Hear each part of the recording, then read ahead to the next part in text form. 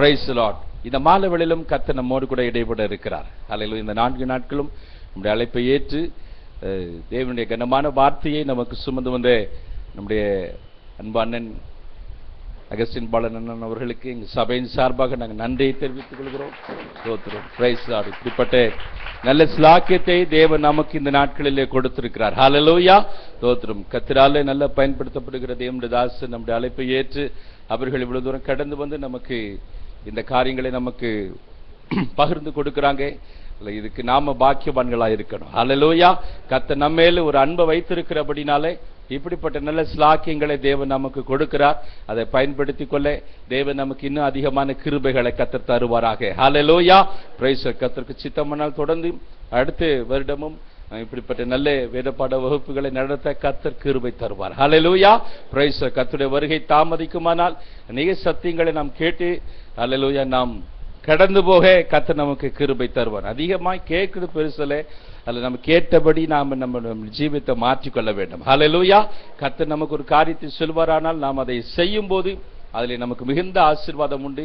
ஹல்லேலூயா. இந்த மாலை வேளையிலும் கர்த்தர் நம்மோடு கூட இடைப்படுவார். கரங்களை தட்டி தேவனுடைய நாமத்தை மகிமைப்படுத்துவோம். கர்த்தர் நம்மோடு கூட பேசுவார். ஆண்டவராகிய இயேசு நாமத்தினாலே உங்களை வாழ்த்துகிறேன். மறுபடியும் உங்களிடையே வரும்படி நல்ல நான் கருத்து செலுத்துகிறேன். நாம் கண்களை மூடி ஜெபிப்போம். எங்கள் அன்பின் பரலோக பிதாவே, இந்த கிருபையுள்ள முகத்தை நாங்கள் மறுபடியும் நோக்கி பார்க்க சபையாக எங்களுக்கு கொடுத்திருக்கிற நல்ல வாய்ப்புக்காக நாங்கள் உமக்கு நன்றி செலுத்துகிறோம். இந்த நாளிலே நாங்கள் எவைகளை கற்றுக்கொள்ள வேண்டுமோ, எவைகளை பெற்றுக்கொள்ள வேண்டுமோ அவைகளை முழுமையாக கற்றுக்கொள்ளவும் பெற்றுக்கொள்ளவும் எங்களுக்கு கிருபை பாராட்டுவீராக. வேதத்தின் மகத்துவங்களை காண எங்களுக்கு ஒரு பிரகாசம் உள்ள மனக்கண்களை தருவீராக. பரிசுத்த பிதாவே, ஞானிகளுக்கும் கல்விமான்களுக்கும் மறைத்து பாலகருக்கும் பேதைகளுக்கும் வெளிப்படுகின்ற நல்ல தகப்பனே, இதனால எங்களுக்கு வெளிப்படுவீராக. தகப்பனே, உங்க வெளிப்பாடு இல்லாம எங்களால் ஒன்றுமே செய்ய முடியாதுப்பா. நாங்கள் என்ன வேதத்தை படித்தாலும் உங்க வெளிப்பாடு இல்லைன்னா நாங்கள் அதை புரிந்து கொள்ள முடியாது. எந்த ஆவியை கொண்டு எங்களுக்கு எழுதி கொடுத்தீங்களோ ஆவியானவரே, நீங்க உங்க கிருபையுள்ள பிரசன்னத்தினாலே எங்களை நடத்தும்படியா எங்களை தாழ்த்துகிறோம். எங்கள் ஆண்டவர் இயேசுவின் மூலம் பிதாவே, ஆமென். நாம் இந்த கடந்து போவாமாக 4வது அந்த படியில் இருக்கிறோம். அங்கே என்ன வேண்டும்? பழைய உடன்படிக்கையிலிருந்து புதிய உடன்படிக்கைக்கு நாம் கடந்து வர வேண்டும். இதற்கு நாம் நேற்று நிறைய கருத்துக்களை கவனித்தோம். இந்த உடன்படிக்கையில் குறிப்பாக பழைய உடன்படிக்கை அது பொல்லாதது அல்ல, பழைய உடன்படிக்கை கெட்டதில்ல. ஆனால் ஒரு காலம் வரைக்கும் நம்மை நடத்துவதற்கு, அதாவது இயேசு வருகிற வரைக்கும் நமக்கு நடத்துவதற்கு அதை ஒரு ஆசிரியராக கர்த்தர் கொடுத்தாரே தவிர நாம் அந்த இயேசு வந்த பிறகு என்ன வேண்டியதில்லை, அதை பின்பற்றி இருக்க வேண்டிய அவசியம் இல்லை. கலாத்தியர் 4ஆம் அதிகாரம் நேற்று நாம் கவனித்தோம். ஒரு தேவன் நமக்கு பழைய ஏற்பாட்டிலையும் உடன்படிக்கை எதனால கொடுக்கப்பட்டது? கிருபையினால் தான் கொடுக்கப்பட்டது. ஆனால் அந்த கிருபைக்கு பின்னாடி இருந்தது அந்த ஹீன் என்ற ஒரு வார்த்தையை நேற்று கவனித்தோம். ஞாபகம் இருக்கா? பழைய ஏற்பாட்டில் அந்த கிருபை என்பதற்கு நாம் கவனித்த வார்த்தை என்ன? ஹீன் என்ற ஒரு வார்த்தை. அந்த ஹீன் என்ற அர்த்தம் என்ன? ஃபேவர், தயவு. அதாவது தேவனுடைய இரக்கம் என்ற அர்த்தம். தேவன் இரக்கத்தினால் பழைய ஏற்பாட்டில் எல்லா உடன்படிக்கைகளும் நாம் நேற்று கவனித்தோம். ஆதாமுக்கு கொடுத்தாலும், நோவாவுக்கு கொடுத்தாலும், ஆபிரகாமுக்கு கொடுத்தாலும், ஈசாக்கு யாக்கோவுக்கு கொடுத்தாலும், இஸ்ரவேலுக்கு கொடுத்தாலும் அதுல என்ன இருந்தது? தேவனுடைய கிருபை தான் உடன்படிக்கையை கொடுத்தது. ஆனா அங்க என்ன இருந்தது? ஒரு எதிர்பார்ப்பும் இருந்தது தேவனுக்கு. என்ன வேண்டும்? Obedience is expected. உடன்படிக்கையில கர்த்தர் என்ன சொல்லி இருந்தார்? இதெல்லாம் உனக்கு கொடுப்பேன், ஆனா என்ன வேண்டும்? அதற்கு ஒரு கீழ்ப்படிதல் வேண்டும். ஹீன் என்ற வார்த்தைக்கு அர்த்தம் என்ன? mercy of God, தேவனுடைய இரக்கம். கவனத்தில் உங்களுக்கு தெரியும், தேவன் 1000 தலைமுறைகளுக்கு இறங்குகிறவர், பாவங்களை மன்னிக்கிறவர், எல்லாம் போட்டு கடைசி சொல்வார் குற்றவாளியை குற்றமற்றவனாக விடாதவர். யாத்திராகமம் 37ஆம் அதிகாரம் 4ஆம் வசனம் வாசிங்க. 34:7. யாத்திராகமம் 34ஆம் அதிகாரம் 7ஆம் வசனம். 1000 தலைமுறைகளுக்கு இரக்கத்தை காட்டுகிறவர், அக்கிரமத்தையும் மீறுதலையும் பாவத்தை மன்னிக்கிறவர். கவனிச்சீங்களா? இவர் யாரு? திரும்ப வாசிமா அந்த வார்த்தையை நல்லா கவனிச்சு பாருங்க. திரும்ப வாசிங்க 7ஆம் வசனம். இந்த தேவனுடைய தன்மை என்ன? 1000 தலைமுறைகளுக்கு அந்த இரக்கத்தை காண்பிக்கிறவர், அக்கிரமத்தையும் மீறுதலையும் பாவத்தையும் மன்னிக்கிறவர். ஆனா என்ன செய்ய மாட்டாராம்? குற்றவாளியை மாத்திரம் என்ன செய்ய மாட்டாராம்? குற்றமற்றவனாக 1000 தலைமுறைக்கு இறங்குவாரு, மன்னிக்கிறவர், இரக்கமுள்ள, எல்லாம் உண்மைதான். அது 6ஆம் வசனத்தை பாத்தீங்கன்னா, அதுக்கு மேல வசனத்தை பாத்தீங்கன்னா தேவனுடைய தன்மைகள் அங்கே சொல்லப்படுகிறது. 6ஆம் வசனம் வாசிமா.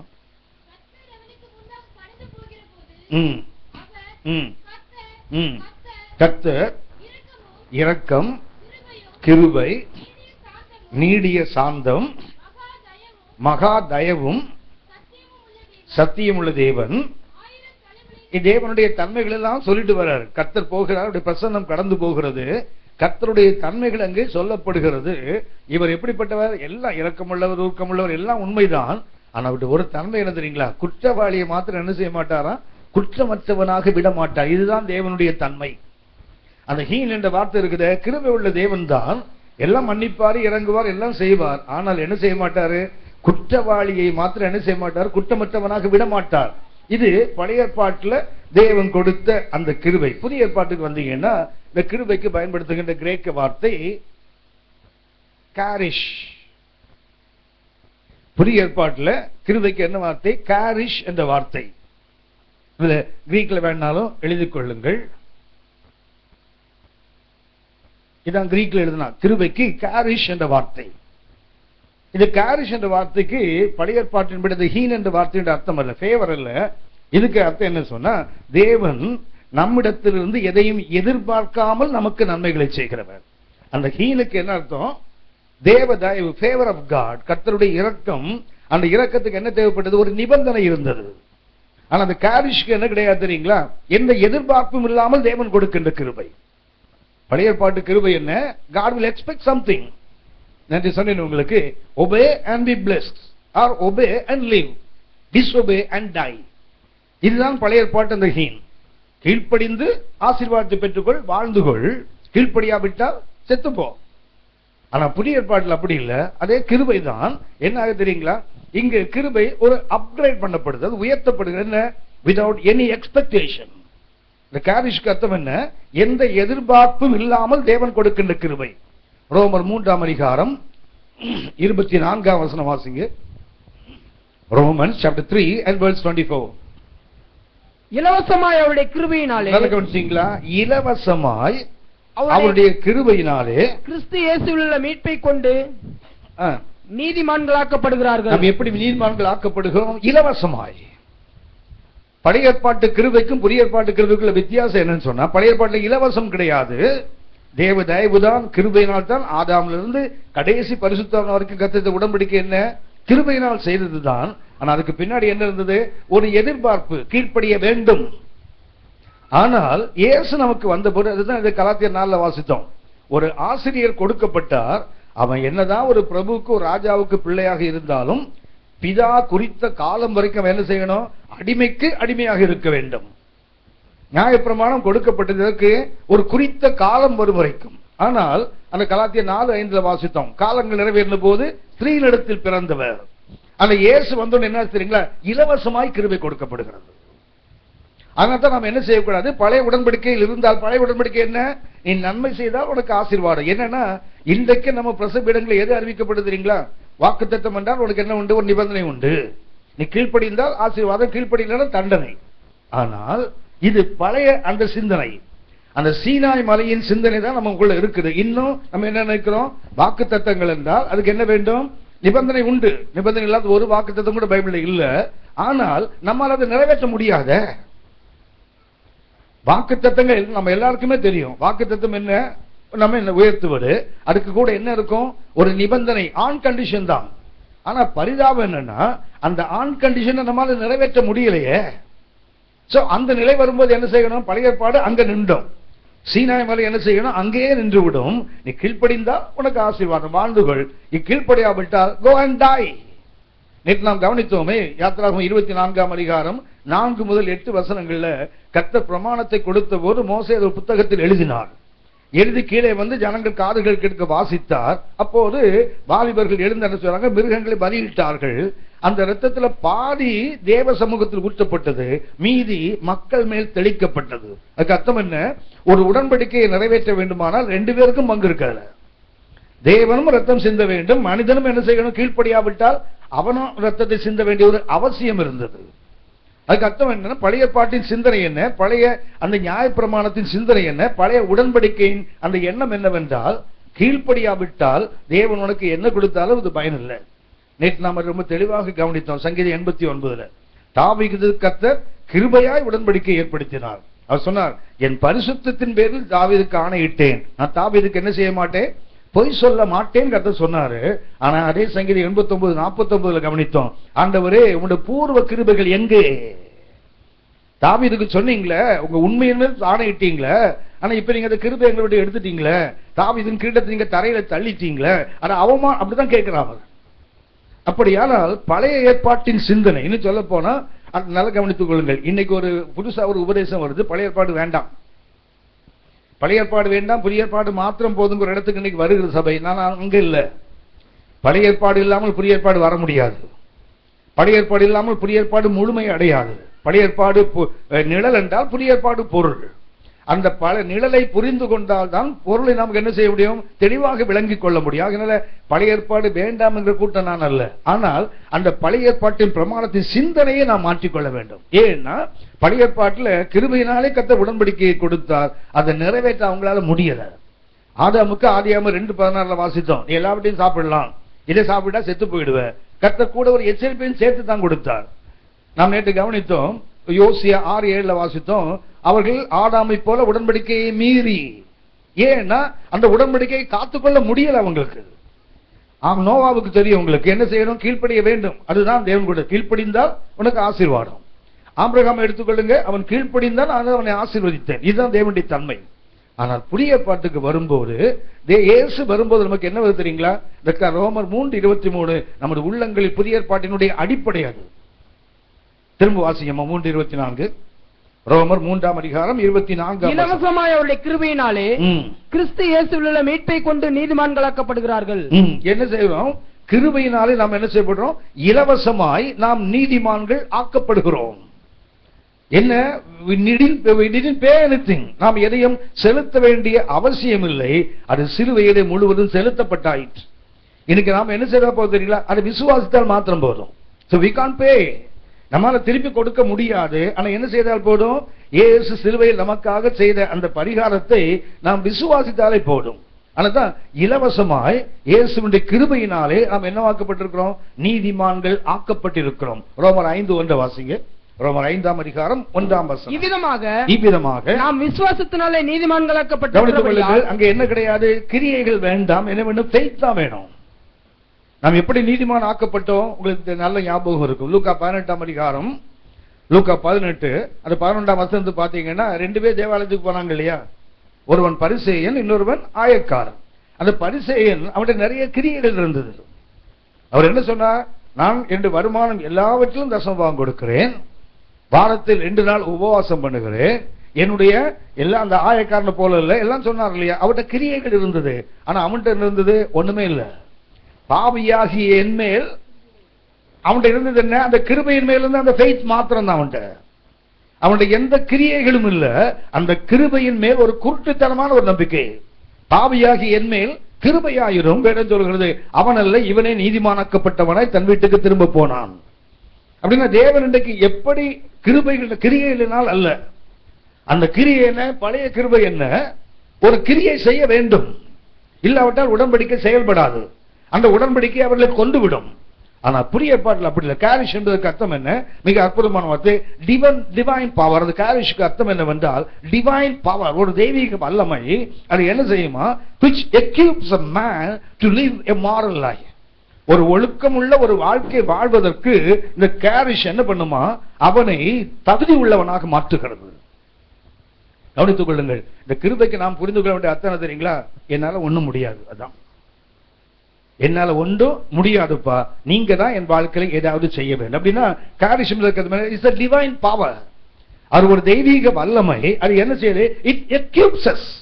நம்மை சத்துவம் உள்ளவனாய் மாற்றுகிறது. ஒரு பரிசுத்த வாழ்க்கை வாழ்வதற்கு நம்மை அது பக்குவப்படுத்துகிறது. இல்லை என்றால் நம்மை சத்துவம் உள்ளவனாய் மாற்றுகிறது. இட் எக்யூப்ஸ், உங்களையும் என்னையும் என்ன செய்து பலப்படுத்துகிறது, பலப்படுத்துகிறது. பழைய ஏற்பாட்டு கிருபை அது அல்ல. ஆனா புதிய ஏற்பாட்டில் வரும்போது என்ன தெரியுங்களா, இட் எக்யூப்ஸ். ஏன்னா நம்மகிட்ட ஒண்ணும் இல்ல, கிருபை என்ன செய்ய நம்மை பலப்படுத்துகிறது, வளப்படுத்துகிறதுக்கு. தேவனுக்கு பிரியமான ஒரு வாழ்க்கை வாழ்வதற்கு உங்களுக்கு ஞாபகம் இருக்கும்னு நினைக்கிறேன். ஞானம் என்ற வார்த்தை ஞாபகம் இருக்கா? ஞானம் என்பதற்கு சோஃபியா என்ற ஒரு கிரேக்க வார்த்தை. அதுக்கு அர்த்தம் என்ன? To live a godly life in an ungodly world. தேவன் இல்லாத ஒரு உலகத்தில் தேவனுக்கு பிரியமாய் வாழ்றீங்களா, அதுக்கு பேர் தான் ஞானம். அந்த ஞானம் எப்படி வரும்? அவரே தேவனால் நமக்கு ஞானம். 1 கொரிந்தியர் 1:31. அப்படி இந்த தேவ ஞானம் எப்படி வரும் தெரியுங்களா? அவர் நமது வாழ்க்கையில வரும்போது என்ன ஆகும் தெரியுங்களா? அவரே தேவனால் நமக்கு ஞானம், நீதி, மீட்பு, பரிசுத்தம். அன்புக்குரியவர்களே, அந்த பழைய பாட்டின் சிந்தனையை கொஞ்சம் விட்டுட்டு தேவன் நமக்கு சிறுவையில் செய்த அந்த மேன்மையை நாம் உணர்ந்து கொள்வோம். தேவ சமூகத்தில் வந்தா என்ன தெரியுங்களா? என்னால ஒண்ணும் முடியாதுப்பா, ஆனா உங்களால எல்லாம் முடியும். என்னால் ஒண்ணும் முடியாது, உங்களால் எல்லாம் முடியும். யோவான் 1ஆம் அதிகாரம் 16-17 வசனங்கள் வாசிங்க. John's Gospel chapter 1 verse 16 and 17. அவருடைய பரிபூரணத்தினால் நாம் எல்லாரும் கிருபையின் மேல் கிருபை பெற்றோம். கவனிச்சீங்களா? பழைய ஏற்பாட்டில் கிருபை, புதிய ஏற்பாட்டில் கிருபையின் மேல் கிருபை, அதாவது abounding grace. ஏன்னா பாவம் பெருகின இடத்துல கிருபை, பாவம் பெருகின இடத்துல கிருபை. ரோமர் 5ஆம் அதிகாரம் 20ஆம் வசனம் வாசிங்க. மேலும் மீறுதல் பெருகும்படி, மேலும் மீறுதல் பெருகும்படிக்கு நியாயப்பிரமாணம் வந்தது. கவனிச்சீங்களா? நியாயப்பிரமாணம் வந்து என்ன பண்ணி தெரியுங்களா? மீறுதலை பெருக பண்ணிச்சான். மேலும் நியாயப்பிரமாணம் வந்து என்ன பண்ணிச்சான்? அந்த சீனாய் மலையின் உடன்படிக்கை என்ன பண்ணிட்டு பாவத்தை பெருக பண்ணிச்சான். அப்படி இருந்தும் பாவம் பெருகின இடத்தில், பாவம் பெருகின இடத்தில் கிருபை அதிகமாய் பெருகிற்று. பெருகிற்று அல்ல, அதிகமா பெருகுது பாருங்க. While sin abounds, grace abounds much more. அதாவது செய்கிற பாவத்தின் அளவுக்கு, அந்த டாலி ஆகிற அளவுக்கு கிருபையை கொடுக்கல, அதை மூடுற அளவுக்கு கிருபை. ஆனாதான் இங்க யோவான் 1:16 வாசிக்கிறோம். அவருடைய பரிபூரணத்தினால் நாம் என்ன பண்ணோம்? abounding grace, கிருபையின் மேல் கிருபை. பழைய ஏற்பாட்டு கிருபை இல்ல. அவருடைய பழைய ஏற்பாட்டு அந்த சிந்தனையை கொஞ்சம் தூக்கி வைக்கணும். அது ஒரு காலகட்டம் வரைக்கும் அது தேவை. எதுக்கு? இயேசு காலம் நிறைவேறும் போது ஸ்திரீயிடத்தில் பிறந்து நமக்கு ஒரு புதிய பிரமாணத்தை உண்டாக்கும் வரைக்கும் அது தேவை இருந்தது. ஆனால் ஒரு முழுமையானது வந்த போது என்ன செய்யும்? அதையே பின்பற்றி கொண்டிருந்த நம்ம அந்த சிந்தனையில் இருப்போம். அந்த சிந்தனை என்ன செய்ய தெரியுங்களா? ஒவ்வொரு நாளும் நம்ம என்ன சொல்றோம்? நீ குற்றவாளி, நீ பாவி, நீ பாவி சொல்லிக்கொண்டே இருக்கும். ஆனா இந்த கிருபை என்ன பண்ணு தெரியுங்களா? நமக்கு கிருபையின் மேல் கிருபை கொடுக்கிறது. அடுத்த வசனம் வாசிங்க. எப்படி என்றால், எப்படி எனில் நியாயப்பிரமாணம் மோசையின் மூலமாக கொடுக்கப்பட்டது. கவனிச்சீங்களா? அந்த பழைய உடன்படிக்கை இருக்குது. எப்படி கொடுக்கப்பட்டது? மோசையினால் கொடுக்கப்பட்டது. கிருபையும் சத்தியமும் இயேசு கிறிஸ்துவின் மூலமாய் உண்டாயின. ராமே சொல்லுங்க.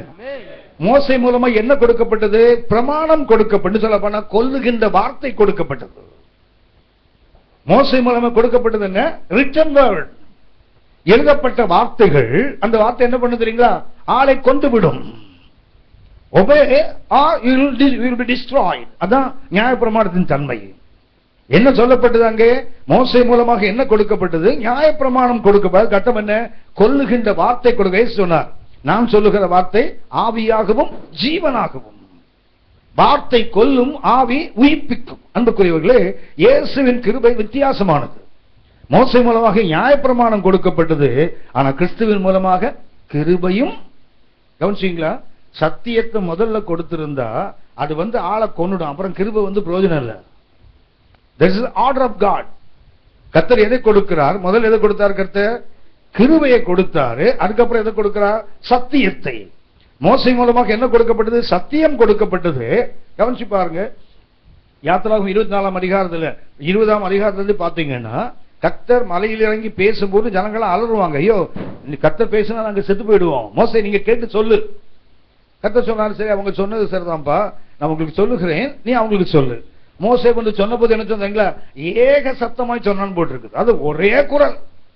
லட்சக்கணக்கான மக்கள் ஒரே குரல் சொன்னாங்களாம், கர்த்தருடைய வார்த்தைக்கு நாங்கள் கீழ்ப்படிவோம். ஆனா கீழ்ப்படிய முடியல. 24 அதிகாரத்தை கர்த்தர் 20ஆம் அதிகாரத்தை என்ன சொன்னாரு? தேவனாகிய கர்த்தர் நான் தான், என்னை தவிர உனக்கு தேவர்கள் வேண்டாம், வானத்துல பூமியில எந்த பொம்மையும் உண்டாக்காது என்றார் இல்லையா? 33 அதிகாரத்துல பொம்மையை உண்டாக்கிட்டாங்கல்ல. அவ்வளவுதான் அவனுடைய பாகம். ஏன்னா அவனுக்கு என்ன வந்தது? வார்த்தை மாத்திரம் வந்ததே தவிர அந்த வார்த்தைக்கு கீழ்ப்படிகிறது கிருபை கொடுக்கப்படல. கவனித்துக் கொள்ள, இந்த வசனம் நம்ம கிட்ட இருக்கிறதுனால நாம் கீழ்ப்படிந்து விட முடியாது. கர்த்தர் கிருபையை கொடுத்தால் மாத்திரம் தான் கீழ்ப்படிய முடியும். அதுதான் புதிய பாட்டினுடைய மேன்மை. அதுதான் இயேசு வந்த பிறகு காரியங்கள் மாற்றப்படுகிறது. அதுவரைக்கும் ஒரு சிஸ்டம். அதுக்கப்புறம் என்ன தெரியல, இயேசுவை அப்கிரேட் பண்றார், அதை உயர்த்தி காட்டுகிறார். என்ன போட்டிருக்காங்க? கிருபையின் மேல் கிருபை கொடுக்கப்படும். என்ன சரிங்களா? முதல்ல கிருபை கொடுக்கப்பட்டது, அதுக்கப்புறம் சத்தியம் கொடுக்கப்படும். கர்த்தம் என்ன? கீழ்ப்படுகின்ற வார்த்தை பின்னாடி வருது, கீழ்ப்படுவதற்கு தேவையான கிருபை முன்னாடியே வந்துட்டு பாருங்களேன். அதுதான் புதிய ஏற்பாட்டினுடைய சிந்தனை. அந்த இடத்துக்கு நீங்கள் நானும் வர வேண்டும். இன்னும் வருஷத்தை நான் உங்களுக்கு சுட்டி காட்டுகிறேன். தீத்து 2ஆம் அதிகாரம், டைட்டஸ் chapter 2 and verse 11. தீத்து 2ஆம் அதிகாரம் 11ஆம் வசனம் வாசிங்க. ஏனெனில் எல்லா மனுஷருக்கும் ரட்சிப்பை அளிக்கத்தக்க தேவ கிருபையானது, எல்லா மனுஷனுக்கும் ரட்சிப்பை அளிக்கிற தேவ கிருபையானது பிரசன்னமாகி. எப்ப பிரசன்னமாகி தெரியுங்களா? இயேசு வந்தபோதுதான் பிரசன்னமாகுது எல்லா மனிதனுக்கும். அதுக்கு முன்னாடி யாருக்கு தான் கிருபை? யூதனுக்கு மாத்திரம்தான். பழைய ஏற்பாட்டு பிரமாணம் யாருக்கு மாத்திரம்தான்? அந்த நியாய பிரமாணம் யாருக்கு? யூதனுக்கு மாத்திரம் கிருபை. அது கூட ஆன் கண்டிஷன், கீழ்ப்படிந்தால்தான் அந்த கிருபை செயல்படும். ஆனா நமக்கு ஒண்ணு பிரசன்னமாக இருக்கு. திரும்ப வாசிக்க. ஏனெனில் எல்லா மனுஷருக்கும் ரட்சிப்பை அளிக்கத்தக்க தேவ கிருபையானது பிரசன்னமாகி நாம் அவபக்தியையும் லௌகிக இச்சைகளையும் வெறுத்து தெளிந்த புத்தியும் நீதியும் தேவ பக்தியும் உள்ளவர்களாய் இவ்வுலகத்திலே ஜீவனம் பண்ணி நாம் நம்பி இருக்கிற ஆனந்த பாக்கியத்துக்கும் மகாதேவனும் நமது ரட்சகருமாகிய இயேசு கிறிஸ்துவினுடைய மகிமையின் பிரசன்னமாகுதலுக்கும் எதிர்பார்த்து கொண்டிருக்கும்படி. கவனிச்சிங்களா? முதல்லையும் பிரசன்னமானார், இப்பவும் திரும்பி பிரசன்னமாக போகிறார். இதுக்கு நடுவில் நாம் இருக்கிறோமே. இந்த கிருபை எப்ப வெளிப்பட்டது தெரியுங்களா? எல்லா மனுஷனையும் ரட்சிக்கிற கிருபை. Not is limited to one Israel. ஒரு குறிப்பிட்ட இனத்துக்கு மாத்திரம் கொடுக்கப்பட்ட கிருபை இல்லை, ஃபார் ஆல். எல்லா மனுஷனுக்கும் ரட்சிப்பை கொடுப்பதற்கு தேவ கிருபை பிரசன்னமாக இருக்கிறது. அதனால அந்த சிந்தனையை கொஞ்சம் மாற்றிக்கொள்வோம். அதாவது நான் கீழ்ப்படிந்தாதான் எனக்கு ஆசீர்வாதம். அது ஒரு நல்ல சிந்தனை தான். ஆனா அது பழைய பாட்டு சிந்தனை. அது பழைய பாட்டு எண்ணம். புதிய பாட்டுக்கு வருமானங்களா?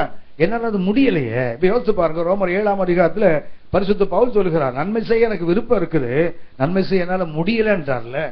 நான் விரும்புகிற நன்மையை செய்ய முடியல, விரும்பாத தீமையை செய்கிறேன். நான் எனக்குள் வாசமாய் இருக்கிற பாவமே அப்படி செய்கிறதுன்னு சொல்றார் இல்லையா? அப்படிப்பட்ட ஒரு பரிசுத்தவானுக்கு என்ன பிரச்சனை தெரியுங்களா? விரும்புகிற நன்மையை செய்ய முடியல, வெறுக்கிற தீமையை செய்கிறார். காரணம் என்ன? அவருக்கு உள்ளே ஒரு ஆவியின் பிரமாணம், மாம்சத்துல ஒரு பாவ பிரமாணம். இந்த ரெண்டுக்கும் நடுவே சொல்றார். 7:23 வாசித்து பாருங்க. நிர்பந்தமான மனிதன் நான். ஏன் அந்த ரெச்சட்னஸ்? ஏன் அந்த நிர்பந்தம் தெரியுங்களா? விரும்புவரை செய்ய முடியல. அதுதான் பழைய பாட்டின் நிலை. ஆனால் 7:24 வாசிங்க. ரோமர் 7:24. நிர்பந்தமான மனுஷன் நான், இந்த மரண சரீரத்தில் இன்று யார் என்னை விடுதலையாக்குவார்? யார் என்னை விடுதலையாக்குவார்? நம்முடைய கர்த்தராகிய இயேசு கிறிஸ்து மூலமாய் தேவனை ஸ்தோத்திரிக்கிறேன். எடுத்துக்கொள்ளுங்க. முடியாத ஒரு நிலை. ஆனா யார் மூலமா ஸ்தோத்திரிக்கிறானா? கிறிஸ்து மூலமான தேவனை ஸ்தோத்திரிக்கிறேன். ஆதலால் நானே என் மனதினாலே தேவனுடைய நியாய பிரமாணத்துக்கும் மாம்சத்தினாலேயோ பாவ பிரமாணத்துக்கும் ஊழியம் செய்கிறேன். 8:1 வாசிங்க. ஆனபடியால் கிறிஸ்து இயேசுவுக்கு உட்பட்டவர்களாய் இருந்து மாம்சத்தின்படி நடவாமல் ஆவியின்படியே நடக்கிறவர்களுக்கு ஆக்கினை தீர்ப்பில்லை. முதல்ல என்ன நிலை இருந்தாரு? ஆக்கினைக்குள்ளாக இருந்தார். இப்ப என்ன சொல்றாரு? ஆக்கினை விட்டு நீங்க போயிட்டு. காரணம் என்ன?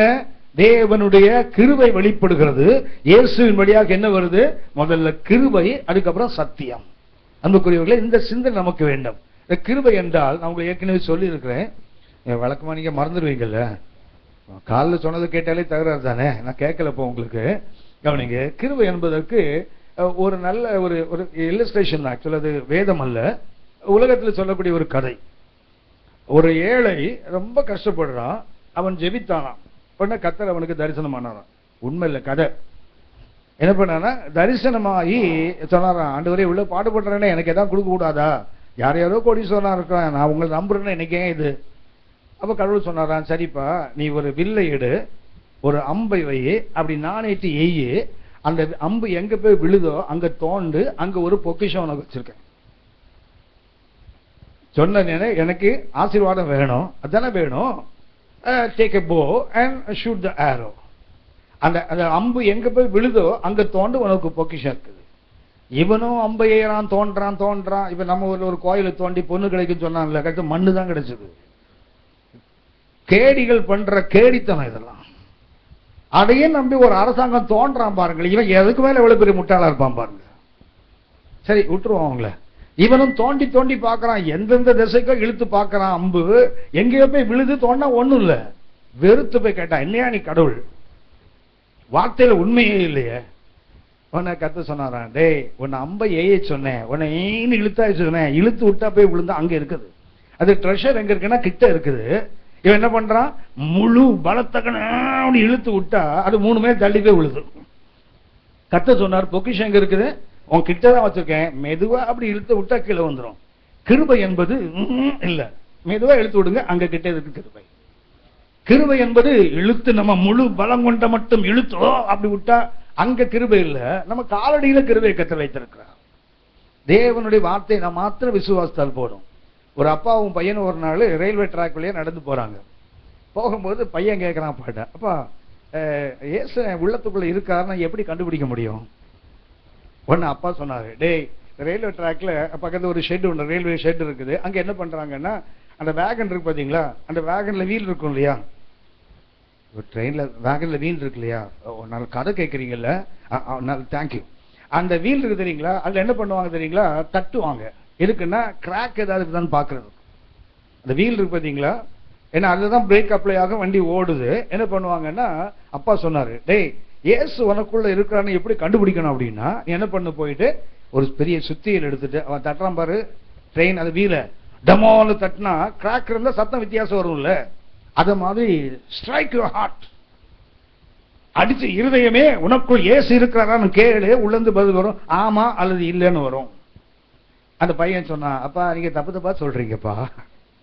ஒரு நாள் எனக்கு ஒரு ஆசை வந்தது, இந்த ரயில்வே வீல் இருக்கு இல்லையா, அதை எப்படி செக் பண்றான்னு பார்க்கலான்னு அவன் கிட்ட போய் கேட்டேன். நான் கொஞ்சம் தட்டி பார்க்கட்டுமானவோ, தட்டி பாருன்னு பண்ணா ஒரு ஹேமர் எடுத்து கொடுத்தான். அது ஃபெதர் வெயிட்ல இருக்கலாம். அதாவது இவர் மாதிரி ஸ்லெட்ஜ் ஹேமர் இல்ல, ஒரு சின்ன ஹேமரா. இதை வச்சு என்ன பண்ணோம், ஜென்ஸ்லா தட்டியா அது சத்தம் உடனே வித்தியாசம் தெரியும். நீ டமால்டம் அடிச்சா வீலே உடஞ்சு போயிடும். பெரிய சுத்தியில் எடுத்துட்டு போய் வீல போய் டோம்னு உடஞ்சிருக்கான்னு அடிச்சா ஒரு நல்லா இருக்கிறத உடஞ்சு போயிடும். அவன் சொன்னா, பெரிய ஹேமர் வேண்டாம், பெரிய ஸ்ட்ரோக் வேண்டாம், take a little hammer and just strike it. அப்படி தட்டினாலே சத்தம் வரும்பா. இப்படி அடிச்சு அடிச்சு இயேசுவே உள்ள இருக்குன்னு கேட்க வேண்டாம், ஜீசஸ் எங்களுடைய இருக்கான இயேசுன்னு உள்ள சத்தம் வரும். Praise the Lord. That is grace.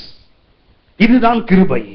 இன்னைக்கு போட்ட அடி உத இதெல்லாம் ஒண்ணும் வேண்டாம். கிருபை என்பது என்ன, நமக்குள்ள ரொம்ப எளிதாக தேவன் வைத்திருக்கிறார். அந்த பழைய ஏற்பாடு தான் டமால் டிமில் அடி உத கடிதம் ஒண்ணு இருக்காது உள்ள. கவனித்துக் கொள்ளுங்கள், நம்மிலே தேவன் அவருடைய கிருபையை கொண்டு மகத்துவமான கிரியைகளை செய்ய காத்திருக்கிறார். ஒரு வசனத்தை வாசிங்க, எபேசியர் 1 தெசலோனிக்கேயர் 5ஆம் அதிகாரம், 1 தெசலோனிக்கேயர் 5ஆம் அதிகாரம் 23, 24 வசனங்களை வாசிங்க.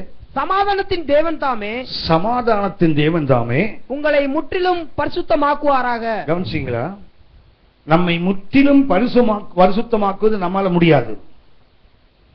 எந்த அளவுக்கு நாம் பரிசுத்தமா வாழ வேண்டும் என்று தீர்மானிக்கிறோமோ அவ்வளவு தூரம் கீழே விழுவோம். எந்த அளவுக்கு கர்த்தருக்கு உண்மையா இருக்கணும்னு நினைக்கிறீங்களோ அந்த அளவுக்கு நாம் சோதனைகள் வரும்போது என்ன பண்ண இடையில விழுந்துருவோம். கடைசி நமக்கு இருப்பது குற்ற உணர்வு மாத்திரம்தான். உண்மையா இருக்கணும்னு நினைச்சனே, பாவி இந்த உலகம் எப்படி பண்ணிச்சே, அவர் அப்படி பண்ணிட்டாருன்னு திட்டுறதுல காரணம் என்னவென்றால் நம்முடைய ஹியூமன் எஃபர்ட்ல என்ன பண்றோம், we want to be holy. ஆனா வேதம் சொல்லுகிறது, யார் தான் செய்ய முடியாத, only the God of peace can do it. அப்ப எப்படி செய்வா, என்ன போட்டிருக்குது, வல்லமையின் தேவன் அப்படி போடல பாருங்க, எப்படி போட்டிருக்கு, சமாதானத்தின் தேவன் ஜென்ட்லா பண்ணிட்டு வராத. சமாதானத்தின் தேவன் உங்களை முற்றிலும் பரிசுத்தமாக்குவாராக, உங்கள் ஆவி, உங்கள் ஆத்துமா, உங்கள் சரீரம் முழுவதும் நம்முடைய கர்த்தராகிய இயேசு கிறிஸ்துவின் வருகையில் குற்றமற்றதாக காக்கப்படுவதாக. உங்களை அழைக்கிறவர் உண்மையுள்ளவர், அப்படியே செய்வார்னு போட்டிருக்கல. அப்படின்னா பரிசுத்தம் ஆவதற்கு எதை நம்பணும், கிருபையை நம்பணும். என்ன செய்வார், அவர் வல்லமையின் தேவன் தான், அது வேற பகுதி. நம்மை முழுமையும் பரிசுத்தமாக்குவதற்கு நம்முடைய எஃபர்ட் இல்லை, என்ன வேண்டும், அவர் மேல் இருக்கிற நம்பிக்கை. அவர் சமாதானத்தின் தேவன். He will do it in a peaceful way. நாம போராடி உளுந்து பரண்டு கண்ணை கட்டி மனசை கட்டி நான் உங்களுக்கு சொல்லியிருக்கேன். குற்றாலத்தில் ஒரு முறை ஒரு செமினார். அந்த செமினார்ல பேசிட்டு நான் திரும்பி வரேன். குற்றாலத்துல இருந்து பஸ் கிடையாது, சென்னைக்கு தென்காசிக்கு வரணும். ட்ரெயின் டிக்கெட் கிடைக்கல. அதனால என்ன பண்ணாங்கன்னா எனது பஸ்ல விரும்ப மாட்டேன், ஆனா வேற வழியே இல்லை. சரி வந்து உட்காந்து, என்னன்னா அந்த முதல் சீட் இருக்கு பாத்தீங்களா, அதுல எனக்கு சீட் வேறு வச்சுட்டாங்க. ரொம்ப மரியாதையா பெருசு கொஞ்சம் பத்திரமா போட்டுன்னு என்ன பண்ணிட்டாங்க, பின்னாடி நான் தூக்கி போடும்ல, அதனால முன்னாடி கொஞ்சம் ஒழுங்குவா போய் சேரணும்னு வச்சுட்டாங்க. எனக்கு மேலேயே ஒரு டிவி. ஹலோ, பஸ் புறப்படுறதுக்குள்ளேயே சினிமா போட்டாள். சரியா, பாட்டு ஓடுது, நான் பாட்டு உட்கார்ந்து இருக்கிறேன். திடீர்னு பார்த்தா அடுத்த சீட் இருக்கு பாத்தீங்களா, அதுல ஒருத்தர் வந்து உட்கார்ந்தாரு. அவரை பார்த்த உடனே தெரியுது, என்ன பார்த்தா பாய் மாதிரி தெரியும், ஆனா அவரை பார்த்தா கரெக்டா ஊழியக்காரர் மாதிரியே தெரியுறாரு. ஆமாவா? ஆமா, நான் முந்தாத்து மார்க்கெட் போனா அவன் சொல்றான் பாய் இருங்க பாயின்றான். சரிதான், 63 வயசானவர் கூட இன்னும் பாயின்னு தான் சொல்றான் பாருங்களேன், மேன்னு சொல்ல மாட்டேங்கிறான் பாருங்க ஆளுங்க. சரியா, பாயின்னு சொல்றான் பாருங்க. இன்னும் என்ன பையனா? நான் ஒன்னும் பேசல, அவங்களுக்கு பதில சொல்ல மாட்டேன் பேசாம. இப்ப முதல் சீட்ல ஒரு பாய் உட்கார்ந்துருக்கார், பக்கத்துல ஒரு ஒரிஜினல் பெண்டிகாஸ்டல் பாஸ்டர் வந்து உட்கார்ந்துருக்காரு. ஒயிட் நோயிட்டு நல்ல கிளீன் ஷேவ், சதர விட்டெல்லாம் அடிச்சு உட்கார்ந்துருக்காரு. அவர் வந்தோன்னு முதல் வேலை என்ன தெரியுங்களா, கட்சி படுத்து கண்ணை கட்டிக்கிட்டார். ஏன்னா சின்ன ஓடுதல முன்னாடி. ஹலோ, கட்டிக்கிட்டாரு. நான் பண்ணேன், பரவாயில்ல, ஊழியக்காரர் பரிசுத்தத்தை காத்து கொள்ளுகிறார். கொஞ்ச நேரம் போயிட்டு அதுல வந்து ஒரு ஜோக் ஒண்ணு நடக்குது. அந்த ஜோக் வந்த உடனே கண்ணை கட்டினவர் உளுந்து சிரிச்சார் பாருங்க. நீ கண்ணை கட்டின மனசை கட்ட முடியுதா உனக்கு? இதுதான் நம்ம எஃபர்ட், இதுதான் நம்முடைய பிரயாசம். பரிசுத்தமா இருக்கணும்னு கண்ணை கட்டலாம், காதை கட்ட முடியல, காடை அடைச்சிடலாம், மனசை அடைக்க முடியல. கவனித்துக் கொள்ளுங்கள், சமாதானத்தின் தேவன் தான் உங்களை என்னையும் பரிசுத்தம் முற்றிலுமாக்க முடியும். நம்ம எஃபர்ட் எடுக்கலாம், தேவனோடு கூட நிக்கலாமே தவிர, நம்ம ஒவ்வொரு எஃபர்ட் எடுத்தாலும் அது பின்னடைவு தான் உண்டாக்கி கொண்டே இருக்கும். எந்த அளவுக்கு யோசிச்சு பாருங்க, கோபப்படக்கூடாதுன்னு நீங்க தீர்மானம் பண்ணுவீங்கல்ல, பண்ணவே மாட்டீங்களோ? சொன்னா அதுக்கே கோபம் வந்துரும் போல உங்களுக்கு. அது எப்படி கோபம் பிறப்புரிமை, ஆனா கோபப்பட மாட்டேன்னு உரிமை, அது வேற தீர்மானமா? யோசிச்சு பாருங்க. காலையில் எழுந்து ரொம்ப சின்சியரா ஜெபம் பண்ணி, ஆண்டவரே இன்னைக்கு யாரையும் நான் வள்ளுன்னு புடுங்க கூடாது, ஆண்டவரே இன்னைக்கு நாயா மாறவே கூடாது, தேவசாயில் இருக்கணும் ஜெபம் பண்ணி எழுந்துட்டு இருக்கீங்களா, அப்பவே ஒண்ணு வரும் பாருங்களேன், வந்து உங்க காலை மிதிக்கும், வள்ளுன்னு ஒரு புடுங்குவீங்கல்ல. என்ன புடுங்கினது பத்தாம இப்பதானே சனி என ஜெபம் பண்ணிட்டு வந்தேன், அதுக்குள்ள வேற வருது இல்ல. அப்படின்னா நம்ம எஃபர்ட்ல என்ன செய்ய முடியாது, we can't change. நம்ம எவ்வளவு எடுக்கிறோமோ அந்த அளவுக்கு குற்ற உணர்வு தான் ஜாஸ்தி வரும். இவ்வளவு ஜெபம் பண்றேன், இவ்வளவு போராடுறேன், இது ஏன் நோட்டு போக மாட்டேங்க, ஆத்திரம் வருது இல்ல. Take it very easy. என்னால முடியாது, இந்த கிரேஸோட தன்மை தான், I can't do anything but my God can do all things.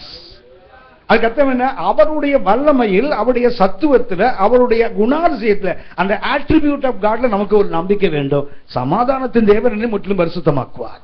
என்னால முடியாது, ஆனா யாரால முடியும்? என்னை அழைத்த தேவன் உண்மை உள்ளவர், அவர் அப்படியே செய்வார். That is New Testament grace. அதனால அக்கிரமம் பண்ணிட்டே இருக்கான்னு அர்த்தம் அல்ல. I am totally depending on my God. Is a gracious God. அவர் ஒரு கிருபை உள்ள தேவன். நான் என்ன பண்ணுவேன், அவருடைய அந்த உண்மையில் நான் என்ன பண்றேன், உறுதியாக நிற்கிறேன். ஏன் உண்மை இல்லை, என்னால முடியாது, பட் ஆனா என்னை அப்படி மாற்றி என் ஆண்டவரால் முடியும். அந்த இடத்துக்கு தான் வரும். அப்ப பரிசுத்தமாவது முடியாதுன்னு சொல்றோம்ல. பிலிப்பியர் 2ஆம் அதிகாரம் 13ஆம் வசனம் வாசிங்க. Philippians chapter 2 and verse 13. பிலிப்பியர் 2ஆம் அதிகாரம் 13ஆம் வசனம். ஏனெனில், கவனிச்சீங்களா, ஏனெனில் தேவனே தமது தயவுள்ள சித்தத்தின்படி விருப்பத்தையும், கவனிச்சீங்களா, இந்த விருப்பமும் செய்கணும் யார் உண்டாக்கணும், நாம உண்டாக்கினால் அது நிற்காது. எனக்கு ஒரு வழக்கம் இருக்கு, உங்களுக்கு எத்தனை பேர் வழக்கம் இருக்கு தெரியல. காலையில் எழுந்தால் முதல்ல நான் ராத்திரி எப்ப தூங்கணும்னு காலையிலே டிசைட் பண்ணுவேன். பண்ணிட்டு அந்த ஒருவேளை 12-13 மணி நேரம் இருக்குன்னு வச்சுங்களேன், காலையில் எழுந்து ராத்திரி தூங்குற வரைக்கும் அந்த டைம் என்ன பண்ணுதுங்க, டிவைட் பண்ணுவேன். காலையில் இதை செய்யணும், அப்புறம் இதை செய்யணும், அப்புறம் இதை படிக்கணும், இங்க போகணும், இதை பார்க்கணும், எல்லாம் எழுதிட்டு வருவேன். ராத்திரி திரும்பி பார்த்தீங்கன்னா நிறைய செய்திருக்க மாட்டேன். ஏன்னா ஒரு டைம் இன்னொன்னு அதிகமா போயிடும். தேவையில்லாம ஒருத்தர் போன் பண்ணுவாங்க, 1 மணி நேரம்லாம் என் போன்ல பேசுற ஆள் இருக்குது. 1 மணி நேரம் வெட்டிக்கிறது இல்லை, வசனம் கேட்பாங்க. அவங்க பிரசங்கத்துக்கெல்லாம் பிரசங்க குறிப்பை நான் கொடுத்துட்டு இருக்கணும். தெரியாது, என்னுடைய ஊழியத்துல ஒண்ணு. அதனால அதுக்கு மனம் கொண்டாம சந்தோஷமா செய்துட்டு இருப்பேன். என்ன ஆகணும், இப்படி பேசுறதுல என் டைம் டேபிள் தப்பி போயிடும். என்னால் செய்ய முடியாது. ஆனால் நான் அதை விடுறதில்ல, ஒவ்வொரு காலையும் அதை செய்கிறேன். ஏன்னா இன்னைக்கு என்னால முடியலனாலும் நாளைக்கு என் தேவன் என்ன செய்ய வைப்பார். இன்னைக்கு என்னால முடியல, as human I am trying my level best. என்ன பண்றேன், இந்த மணி நேரத்தை இப்படி இப்படி கர்த்தருக்கு பயன்படுத்தணும்னு நினைக்கிறேன், ஆனா முடியாமல் போகும். அப்ப நான் என்ன பண்ணுவதுங்களா, என்னுடைய திட்டமிடுதல என் பலத்தை மாத்திரமல்ல என் ஆண்டவரையும் கொண்டு சேர்த்துக்கணும், தேவனையும் சேர்த்து கொண்டால். உங்களுக்கு தெரியும், நான் உலகத்தை ஒரு வேலை செய்துட்டு ஊழியம் பண்ணிட்டு இருந்தேன். ஒரு காலகட்டத்தில் ரெண்டுல ஒண்ணுதான் செய்ய முடியும் என்றபோது வேலையை விட்டுட்டு ஊழியத்துக்கு வந்தேன், முன்னேறமாக வந்தேன். வரும்போது ஆண்டவர்கிட்ட ஒரே ஒரு நிபந்தனை தான், ஊழியத்துக்கு வரேன், எனக்கு பாத்தீங்கன்னா ஒன் மேன் ஆர்மி பார்த்துருக்கீங்களா, நான் தனியா தான் போயிட்டு வருவேன். ஒரு சில கேட்பாங்க, பைபிள் சொல்றவங்க கேட்பாங்க, உடம்பு சரியில்லாத மனுஷன் தனியா போறீங்களா, ரொம்ப நேசிக்கிறவங்க, வசனத்தை நேசிக்கிற பைபிள் சொல்லி ரெகுலரா வர அவருக்கா வந்து கேட்டாங்க, நல்ல விடுதலை செய்றீங்க, ஓடுறீங்க, தனியாவே சுத்துறீங்களே, போற இடத்துல ஏதாவது ஒண்ணு ஆயிட்டுனா என்ன ஆகும்னு கேட்டேன். போற இடத்துல என்ன ஆகும், அதிகபட்சமா சாவேன், அவ்வளவுதானே.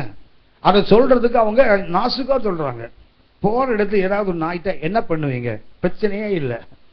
வீட்டுல செத்தா கூட என் ஒய்ஃப் அழமாட்டா, என் ஒய்ஃப் அழமாட்டா, சந்தோஷமா கத்துக்கு சோத்திரம் பண்ணி அடக்கம் பண்ணுவான். சரியா, எங்க ரெண்டு பேருக்குமே பிரச்சனை என்னன்னா, எனக்கு எவனும் செத்தா சோத்திரம் கூட நடத்தக்கூடாது, அவளுக்கு செத்தா கண்டிப்பா நடத்தணும். சரியா, ஒரு முறை நான் சொல்லிட்டேன், நான் இருந்து நீ செத்தன்னா உனக்கு சோத்திர கூட்டம் கிடையாது. அவ சொன்ன, நீங்க செத்து நான் இருந்தேன்னா உங்களுக்கு சோத்திர கூட்டம் நடத்துவேன். நான் சொன்னேன், அதுவும் விருப்பம், ஆனா நான் நடத்த மாட்டேன். ஏன்னா இருக்கும்போது தான் கர்த்தருக்கு துதியா வாழணும், செத்த பிறகு வரவன் வயிற்றுல வாயில பிரியாணி கூட்டம். நான் சொன்ன உடனே என்ன பண்ண, நேரம் இங்க பாஸ்டர் போய் சொல்லிட்டான், பாஸ்டர் அண்ணன் இப்படி சொல்றாங்க, நான் செத்தா சோத்திர கூட்டம் நடத்த மாட்டாராம். பாஸ்டர் சொல்ல, அக்கா நீங்க கவலையப்படாதீங்க, நான் நடத்துறக்கா உங்களுக்கு. அவருக்கு ஒரே சந்தோஷம், பாஸ்டர் சொல்லிட்டாரு நான் செத்தா நடத்துவேன் அப்படின்னு. கவனித்துக் கொள்ளுங்கள், ஒய்ஃபோட தனியா வரவில்லை, தனியாவே உழவு எங்க வேணா சுத்திட்டு இருக்கேன் இல்லையா. நான் அவள்கிட்ட தெளிவா சொல்லுவேன், மோசே அடக்கம் பண்ண ஆண்டவர் என்ன மாத்திரம் அனாதைப்படமா விட்டுருவாரா? ஹலோ, என்ன விட்டுருவாரா? என்ன கண்டிப்பா விட மாட்டார்ல. நான் ஊழியத்துக்கு வரும்போது ஆண்டவர் சொன்ன, நான் தனியா போயிட்டு இருக்கிறேன், நீங்க தான் எனக்கு பார்ட்னர், எனக்கு எதை என்ன ஊழியத்துல கிடைத்தாலும் பாடி உங்களுக்கு, மீதி எனக்கு. இன்றைக்கு வரைக்கும் சொல்லுங்க, நான் ஒர்க் பண்ணும்போது 20% காணிக்கை கொடுத்துட்டு இருந்தேன், தசமமாக எங்க சபை கொடுப்பேன், இன்னும் தசமமாக மிஷினரி ஊழியம் மற்றதெல்லாம் கொடுப்பேன். ஆனா என்றைக்கு ஊழியத்துக்கு வந்தேனோ அன்னைக்கு 50% நான் காணிக்கை கொடுக்குறேன். எனக்கு கத்த எதை கொடுத்தாலும் ஏன்னா அவர் 50-50 பார்ட்னர். அவர் எனக்கு தெரியும், என்னாலும் பிளான் பண்றேன் இல்லையா, என்னால முடியாது, ஆனா என் ஆண்டவருக்கு அதுல ஒரு இடம் இருக்குது, கண்டிப்பா அவர் அதை செய்து நிறைவேற்றுவார். இதை மாத்திரம் அப்படின்னா, தேவனே தமது தயவுள்ள சித்தத்தின்படி உங்களில் விருப்பத்தையும் செய்கையும் உண்டாக்குகிறவர். That is grace. அதுதான் கிருபை. இன்னொரு வசனத்தை நான் உங்களுக்கு சுட்டி காட்டுகிறேன். எபிரேயர் 13ஆம் அதிகாரம், Hebrews chapter 13 verse 20 and 21. எபிரேயர் 13ஆம் அதிகாரம் 20-21 வசனம் வாசிங்க. நித்திய உடன்படிக்கையின் இரத்தத்தினாலே, நித்திய உடன்படிக்கையின் இரத்தத்தினாலே ஆடுகளுடைய பெரிய மேய்ப்பனாகிய நம்முடைய கர்த்தராகிய இயேசு கிறிஸ்துவை மரித்தோரிலிருந்து ஏறி வர பண்ணின சமாதானத்தின் தேவன். கவனிச்சீங்களா? மறுபடியும் எந்த சமாதானத்தின் தேவன் என்னை முற்றிலும் பரிசுத்தமாக்குறான்னு சொன்னேன் இல்லையா, 1 தெசலோனிக்கர் 5:23. அதே சமாதானத்தின் இங்க என்ன பண்றாரு பாருங்க, இயேசு கிறிஸ்துவை கொண்டு தமக்கு முன்பாக பிரியமானதை உங்களில் நடப்பித்து. கவனிச்சீங்களா? உங்களையும் என்னையும் பிரியமானதை செய்ய வைக்கிறது நாம் அல்ல, நம்மை ஏறி வர பண்ணின ஒரு தேவன். மரித்தோரிலிருந்து இயேசுவை உயிரோடு எழுப்பி வர பண்ணின தேவன் என்ன பண்ணுவாரா, அந்த இயேசுவை கொண்டு நம்ம என்ன செய்வாரா, அவருக்கு பிரியமானதை நம்ம செய்ய வைக்கிறவர். We can't do it. நம்மால முடியாது. ஆண்டவருக்கு பிரியமா வாழ நினைக்கிறோம், அவருக்கு பிரியமா இருக்க விரும்புகிறோம், ஆனா நம்மால முடியாது. ஆனால் மரித்தோரிலிருந்து தேவன் இயேசு உயிரோடு எழுப்பினவர் என்ன செய்வார் தெரியுங்களா, நம்மள என்ன செய்வாரா, அவருக்கு பிரியமானதை செய்ய வைப்பார். இதுதான் புதிய ஏற்பாட்டின் கிருபையின் மேன்மை. நாம் இன்றைக்கு தேவனுக்கு பிரியமானது செய்ய வேண்டும், தேவனுடைய விருப்பம், அது நம்மால முடியாது. நன்மை செய்ய விரும்புகிறோம், நம்மிடத்தில் இல்ல. ஆனா என்ன செய்ய முடியும் தெரியுங்களா, அவருடைய கிருபையின் மேல் நான் நம்பிக்கை வைக்கும் போது நம்மை தேவன் அதை செய்ய வைப்பார், பரிசுத்தமாக்க வைப்பார், அவருடைய சித்தத்தின்படி செயல்பட வைப்பார். மாத்திரமல்ல, நீங்கள் நான் அவருடைய பிரியமானதை செய்ய வைப்படி மாற்றப்படுவது நம்முடைய பலத்தில் அல்ல, அவருடைய கிருபையினாலே. அப்படின்னா டோட்டல் டிபெண்டன்ஸ் ஆன் காட்.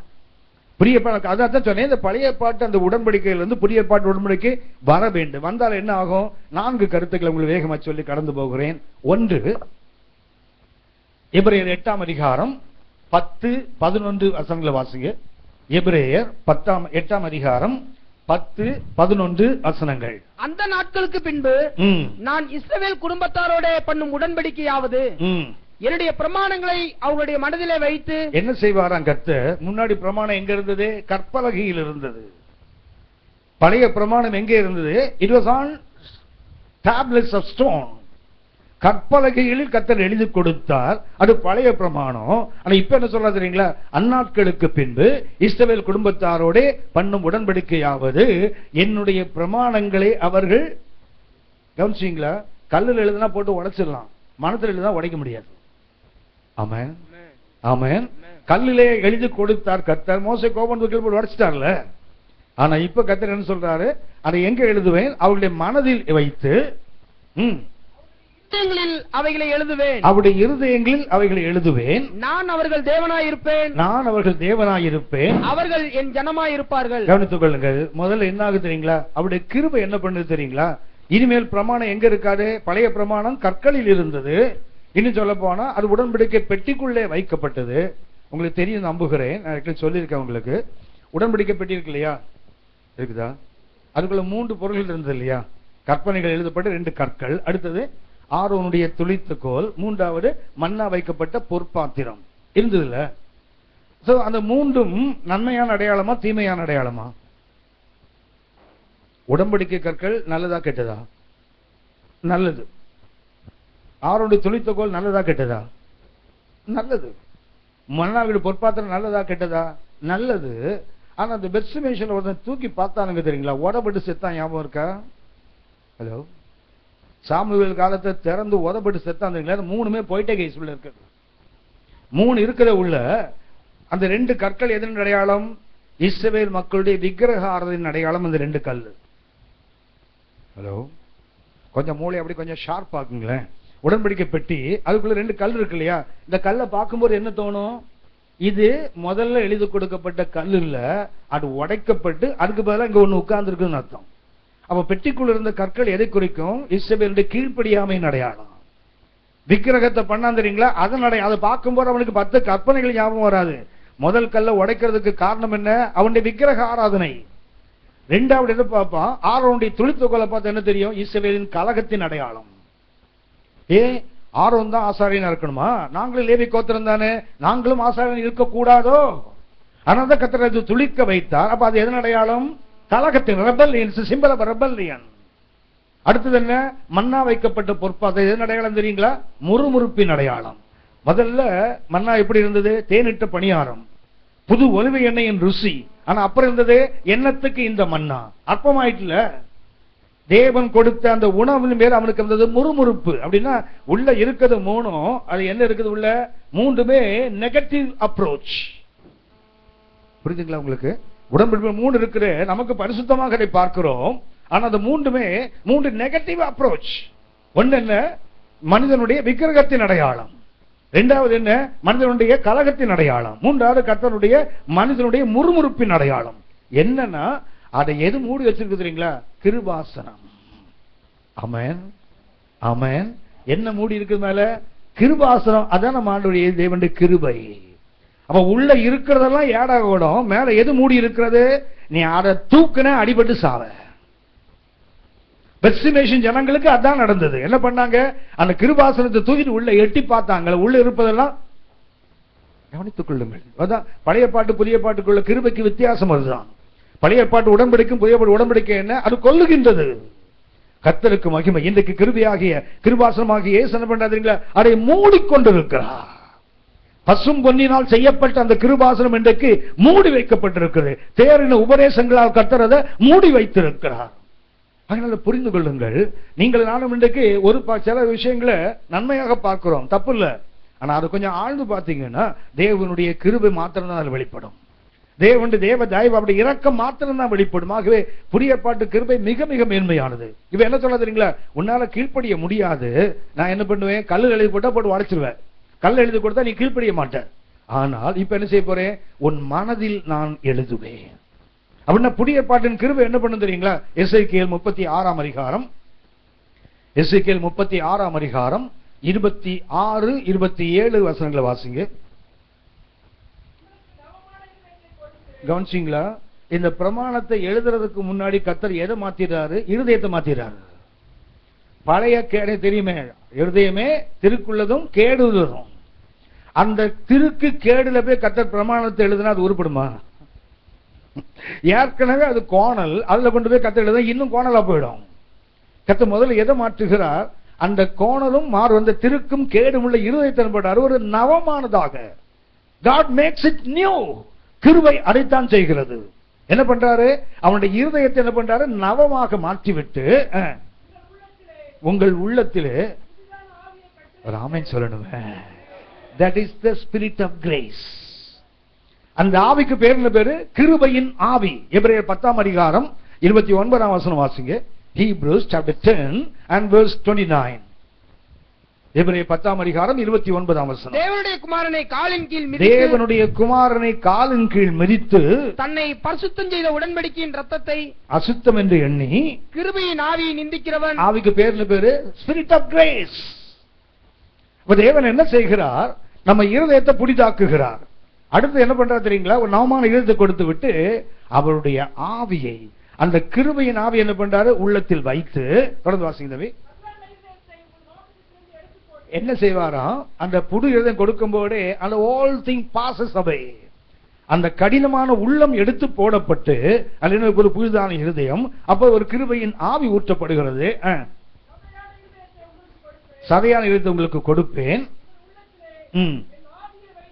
ஆவியை வைத்து கவனிச்சீங்களா? எப்ப நடக்க முடியும் தெரியுங்களா? அவரது ஆவியை கொடுத்த பிறகுதான் என்ன செய்ய முடியும்? நம்மால அவருடைய வசனத்தின்படி நடக்க முடியும். பழைய ஏற்பாட்டில் obedience is demanded. பழைய ஏற்பாட்டில் ஹீன் என்ற ஒரு வார்த்தை சாதிக்க அர்த்தம் என்ன? கீழ்ப்படிதல் தேவனால் எதிர்பார்க்கப்பட்டது. ஆனா புதிய ஏற்பாட்டில் கீழ்ப்படிதல் நமக்கு assured, நமக்கு உறுதிப்படுத்த கொடுக்கப்பட்டிருக்கிறது. நம்மளால முடியாதுன்னு கர்த்தருக்கு தெரியாக என்ன பண்றா தெரியுங்களா? ஒரு புதிய இருதம், ஒரு புதிய ஆவியை கொடுத்து என்ன பண்றா தெரியுங்களா? அவருடைய பிரமாணங்கள் படி நடக்கின்ற அந்த தன்மையை நமக்குள்ள கொண்டு வரார் பாருங்க. இதுதான் பழைய ஏற்பாட்டு அந்த உடன்படிக்கைக்கும் புதிய ஏற்பாட்டுக்கும் வித்தியாசம்.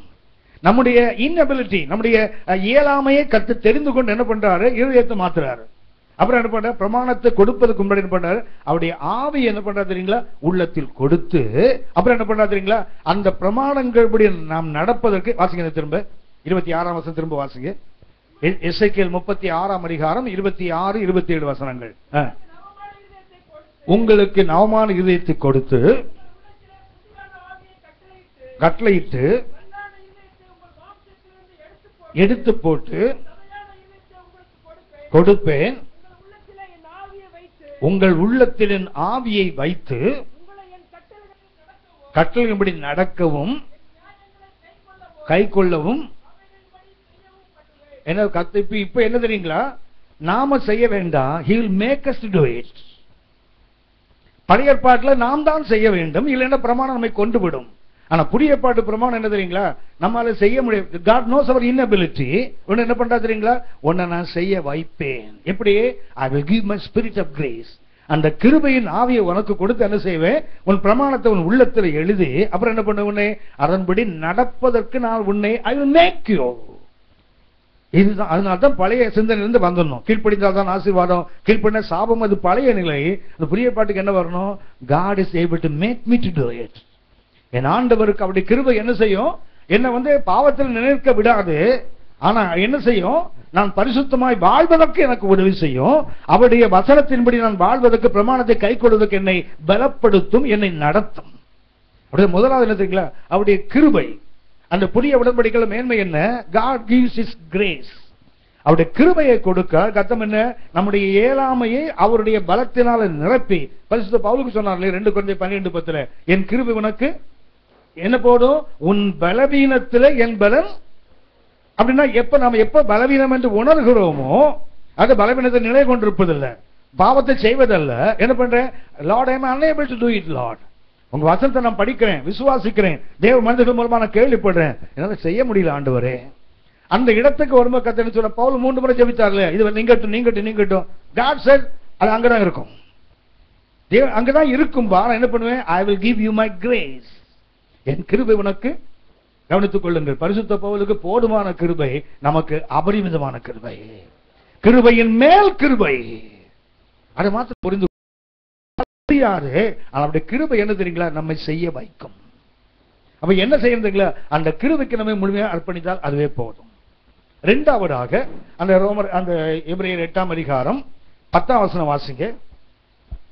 அந்த நாட்களுக்கு பின்பு நான் இஸ்ரவேல் குடும்பத்தாரோட பண்ணும் உடன்படிக்கையாவது என்னுடைய பிரமாணங்களை அவருடைய மனதிலே வைத்து அவருடைய இருதயங்களில் அவைகளை எழுதுவேன். நான் அவர்கள் தேவனாய் இருப்பேன், அவர்கள் என் ஜனமாய் இருப்பார்கள். அந்த கிருபை அடுத்து அனுப்புவீங்களா, he makes us his people.